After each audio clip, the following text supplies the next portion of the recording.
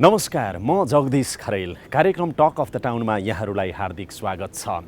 सरकारले आर्थिक वर्ष 2076-77 को लागि 15 खर्ब 32 अर्बको बजेट सार्वजनिक गरेको छ।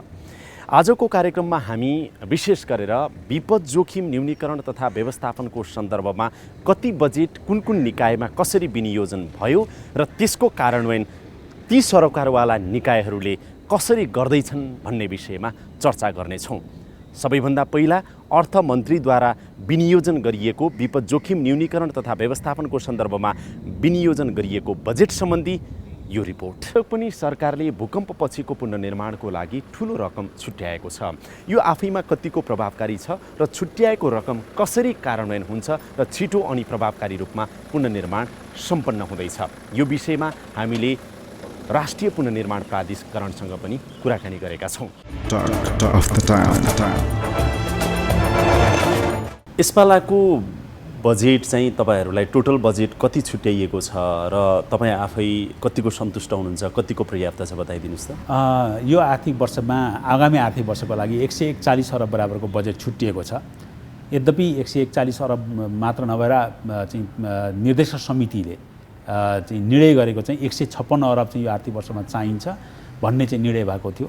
तर पनि बजेटको व्यवस्थापन, स्रोतको व्यवस्थापन सबै कुराहरू हेरेर अर्थ मन्त्रालयले अहिले चाहिँ नेपाल सरकारले 141 अरब बराबरको बजेट चाहिँ छुट्याएको अवस्था छ। टोटलमा हामीलाई काम गर्न पर्याप्त नै भयो, यो वर्षलाई यति भए पुग्छ भन्ने हो कि अथवा अझै बढी आएको भए चाहिँ अझ काम गर्न सकिन्थ्यो। तर यद्यपि हाम्रो लक्ष्य जुन हामीले तय गरेका छौँ त्यति भित्र सम्पन्न गर्नको लागि ठिकै छ भन्ने अवस्था हुनुहुन्छ। म थोरै एउटा कुरा बताउँ। हाम्रो चाहिँ टोटल अब पुनर्निर्माणको समग्र काम सम्पन्न गर्नका लागि टोटालिटीमा चाहिँ हामीलाई चाहिने रकम भनेको 938 अरब थियो। 938 अरब रकम जुन पिडिआरएफको हो त्यसले चाहिँ अपेक्षा गरेको हामीलाई आवश्यकता थियो, रिक्वायरमेन्ट हो। पछि हामीले धेरै छलफल गऱ्यौँ पछिल्लो चरणमा। अहिले चाहिँ पिडिआरएफको रिभ्यू पनि गऱ्यौँ धेरै लेभलमा। त्यो रिभ्यू गरेपछि हामी निष्कर्षमा के पुग्यौँ भने गैर सरकारी संस्थाहरूले गर्ने कार्यक्रम, सरकारको रेगुलर कार्यक्रमबाट पनि गर्दाखेरि हुने कार्यक्रमहरू हैन, वा निजी क्षेत्रले पनि गर्नुपर्ने कामहरू र यो लगायतको कार्यक्रमहरूलाई कटौती गर्दाखेरि करिब 630 अरब बराबरको रकम सरकारको बजेटरी सपोर्टबाट कार्यक्रम भयो भने अरू काम चाहिँ रेगुलर कार्यक्रमबाट पनि गएर सरकारका रेगुलर डिपार्टमेन्टबाट काम गर्दाखेरि सम्बन्धित तहको सरकारबाट काम गर्दाखेरि सम्पन्न गर्न सकिन्छ भन्ने निष्कर्षमा पुग्यौँ र हाम्रो निर्देशक समितिले 630 अरब बराबरको रकम बराबरको टोटल काम चाहिँ बजेटरी सपोर्टबाट गर्नुपर्छ भन्ने ढङ्गको निष्कर्ष निस्केको छ। तर अहिलेको हिसाबले त 300 अर्ब पनि अब पुग्दैन हैन? पुग्दैन। त्यसैले यो अब आगामी आर्थिक वर्षको लागि जुन 1 खर्ब 41 अर्बको बजेट छुट्यायो, यो गर्दा यो समेत जोड्दा पनि 300 अर्ब पुग्छ त? करिब पुग्न खोज्छ।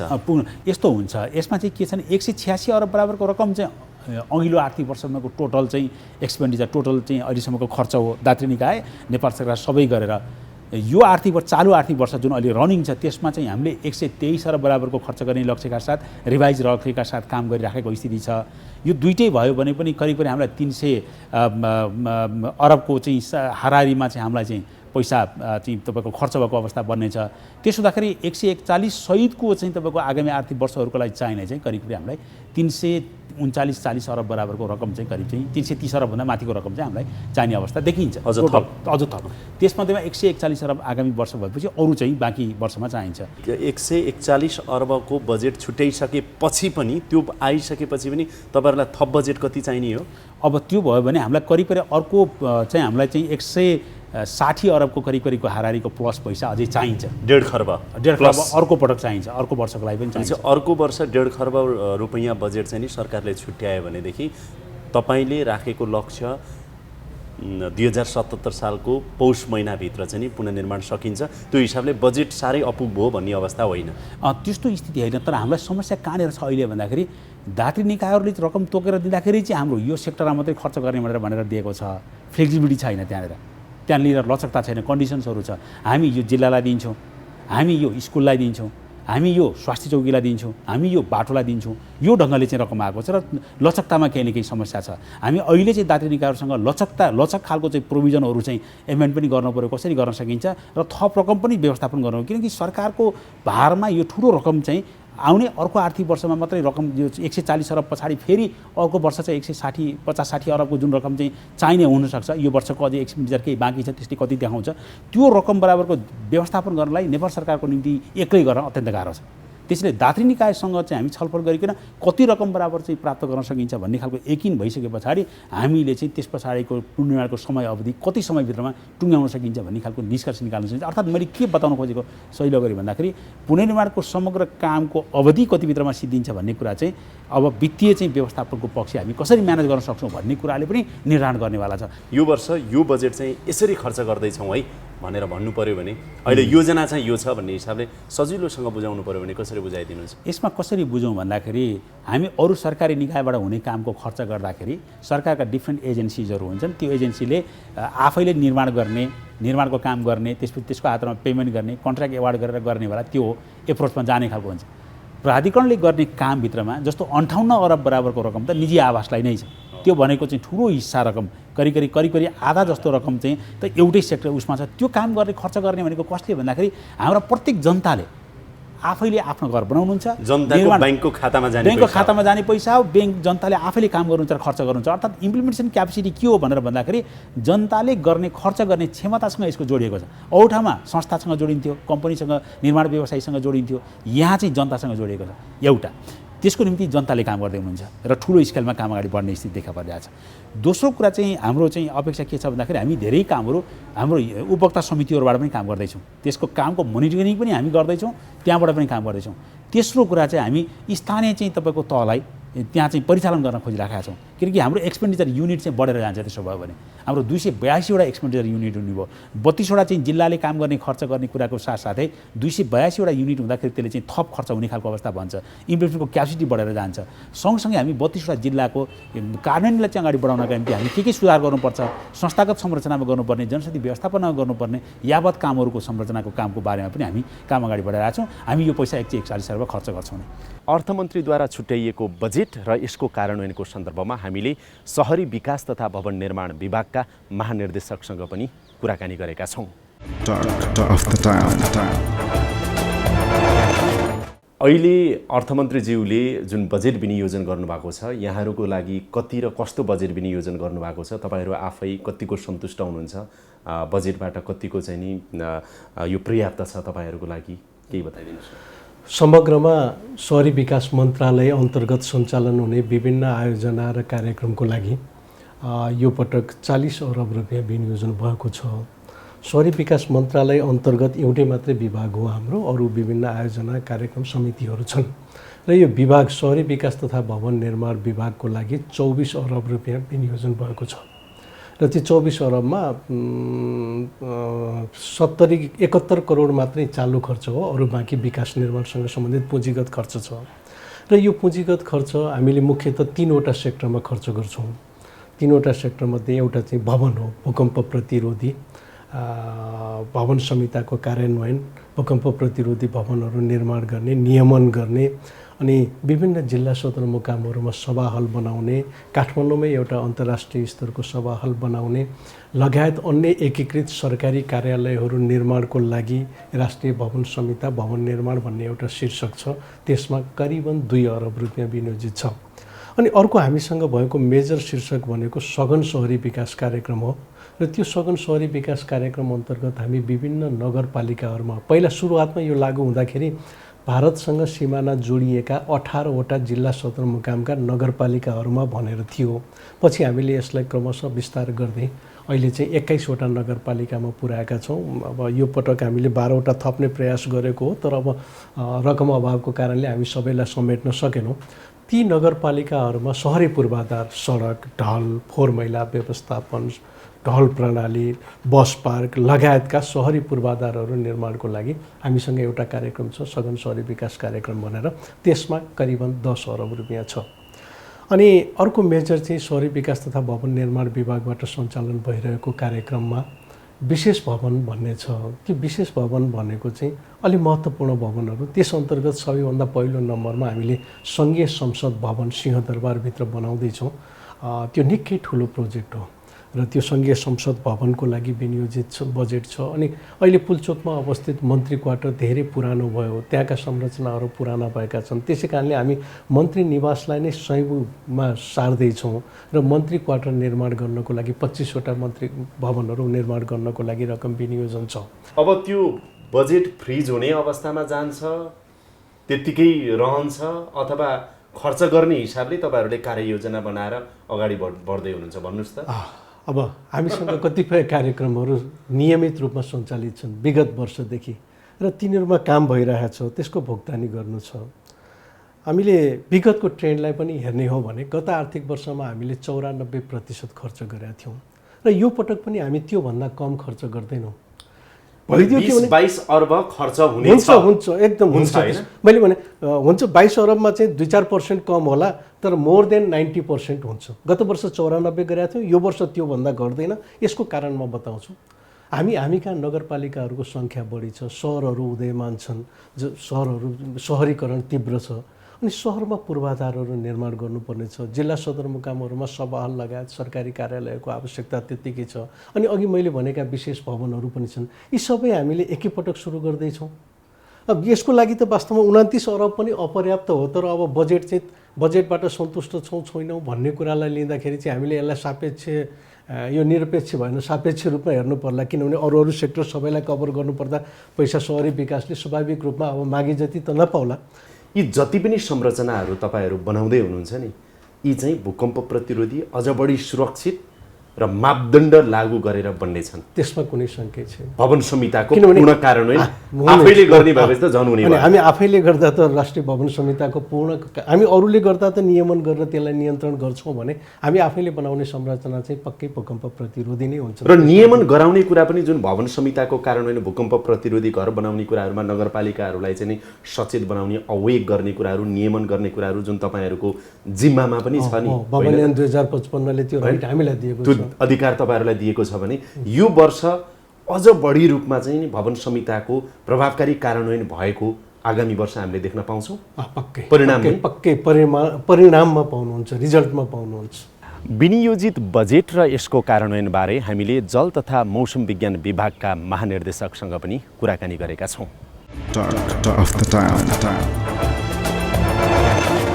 अहिले अर्थमन्त्रीले जुन रूपमा जति बजेट चाहिँ नि यहाँहरूको लागि छुट्याउनु भएको छ जल तथा मौसम विज्ञान विभागको लागि, यो आफै कतिको पर्याप्त छ, कतिको सन्तुष्ट हुनुहुन्छ तपाईँहरू? यसपालिको बजेट जुन चाहिँ अर्थ मन्त्रालयबाट हामीलाई विनियोजित भएको छ त्यो हामीले जति मागेका थियौँ त्योभन्दा केही कम भए पनि हाम्रो हिसाबले अहिलेलाई सफिसियन्टै छ। किन भन्नुहुन्छ भने अहिले चाहिँ हाम्रो विभागमा एउटा मोडर्नाइजेसनको एउटा प्रोजेक्ट चलिरहेको छ, PPCR BRCS प्रोजेक्ट भन्ने। त्यो चाहिँ नि डिसेम्बरसम्म चलिरहेको छ। त्यसले गर्दाखेरि हाम्रो जल तथा मौसम विज्ञान विभागलाई कम्प्लिटली मोडर्नाइजेसन गर्दैछ। यसले चाहिँ नयाँ अब्जर्भेसन सिस्टम, नयाँ कम्युनिकेसन सिस्टम, नयाँ टेक्नोलोजी, नयाँ फोरकास्टिङ सिस्टम र डिसेमिनेसन सिस्टम, यो एउटा कम्प्लिट प्याकेजको रूपमा आएको छ। त्यसकारण चाहिँ नि अहिले चाहिँ नि भनेर PPCRको यही बजेटले नै हामीले मोडर्नाइजेसन गरिरहेकोले अहिले चाहिँ नि हामीलाई खासै यो अहिले जुन बजेट छुट्याएको छ त्यसलाई सफिसियन्ट छ। तर मेन चाहिने भनेको यो प्रोजेक्ट सकिसकेपछि यो नयाँ टेक्नोलोजी, नयाँ सिस्टमलाई सस्टेन गर्ने, यो सबभन्दा ठुलो कुरा हो। तपाईँले चाहिँ नि कुनै पनि टेक्नोलोजी भित्राउने ठुलो कुरा होइन, त्यसलाई सस्टेन गर्ने, त्यसलाई चाहिँ नि कन्टिन्युटी दिने कुरा ठुलो कुरा हो। त्यसकारण चाहिँ नि यो प्रोजेक्ट सकिसकेपछि अर्थ मन्त्रालयले यो मोडर्नाइजेसनलाई सस्टेन गर्नको लागि यथेष्ट बजेट दियो भने तब हामी सन्तुष्टि हुनेछौँ। अहिले जस्तो अब सुर्खेतमा तपाईँहरूको राडार बनाउने क्रम सकिन लागेको छ, त्यस्तै गरेर पाल्पा र उदयपुरको लागि पनि 59 करोड चाहिँ नि अर्थमन्त्रीले विनियोजन गर्नुभएको छ। अब यी कामहरू कहिले सक्नुहुन्छ तपाईँहरूले, कार्ययोजना के छ? हजुर, अब सुर्खेतमा जुन PPCR BRCS प्रोजेक्टबाट एउटा राडार राखेको छ त्यो चाहिँ नि इन्स्टल भइसकेको छ। तर मेन चाहिँ नि राडार, मैले अघि मात्र भने राडार राख्नु ठुलो कुरा होइन। अब त्यो राडार राखिसकेपछि त्यसलाई सञ्चालन गर्नको लागि चाहिने म्यान पावर छैन, होइन? त्यो राडार हुनु त अहिले हामीलाई ह्यान्डओभर भइसकेको छैन। अब हामीलाई ह्यान्डओभर भइसकेपछि त्यसलाई हामीले चलाउनु पर्ने हुन्छ। त्यसको लागि IT को मान्छेहरू चाहियो, त्यसको लागि गार्डहरू चाहियो, त्यसको एनालाइसिस गर्ने म्यान पावर मेट्रोलोजिस्टहरू चाहियो। त्यो सबैको लागि चाहिँ नि हामीले त्यो राडार सञ्चालन गर्नको लागि चाहिँ नि एउटा सञ्चालन केन्द्र जस्तो स्थापना गर्नको लागि भनेर म्यान पावर चाहिन्छ भनेर हामीले चाहिँ हाम्रो मन्त्रालयमा चाहिँ नि यो टिप्पणी फाइल पठाएका छौँ। त्यसकारण कुनै सिस्टम मात्र होइन, सबभन्दा पहिला दुईटा चिज चाहिन्छ। तपाईँले कुनै पनि नयाँ टेक्नोलोजी सिस्टममा चाहिँ त्यसको लागि चाहिँ पैसा छुट्याइएन त। यसपालि चाहिँ नि हामीले अब म्यान पावर चाहिन्छ भनेर हामीले हाम्रो मन्त्रालयमा पठाएका छौँ, होइन? त्यसको लागि चाहिँ नि अब चाहिने बजेट त कस्तो छ भने अब तपाईँको यो राडार चाहिँ नि हामीले सञ्चालन गरिसकेपछि अब 1-2 वर्षसम्म त उनीहरूकै त्यो अपरेसन एन्ड मेन्टेनेन्स खर्च भनेको उनीहरूकैमै हुन्छ। होइन त्यो पाल्पा र उदयपुरमा चाहिँ कहिलेबाट काम सुरु हुन्छ? अब पाल्पा र उदयपुरको लागि जुन 2वटा रडार छ त्यसको लागि हाम्रो इभ्यालुएसन भइरहेको छ। त्यो इभ्यालुएसन अलमोस्ट कम्प्लिट हुन लागेको छ। त्यसपछि चाहिँ हामी चाहिँ कन्ट्र्याक्टरसँग चाहिँ हामी कन्ट्र्याक्ट गर्छौँ। त्यो कन्ट्र्याक्ट गरिसकेपछि 1 देखि 1.5 वर्ष लाग्छ त्यो कम्प्लिट। त्यो रडारलाई चाहिँ उनीहरूले हामीले चाहिँ कन्ट्र्याक्ट गरिसकेपछि उनीहरूले रडार बनाउन सुरु गर्छ। त्यो 6 देखि 1 वर्ष लाग्छ।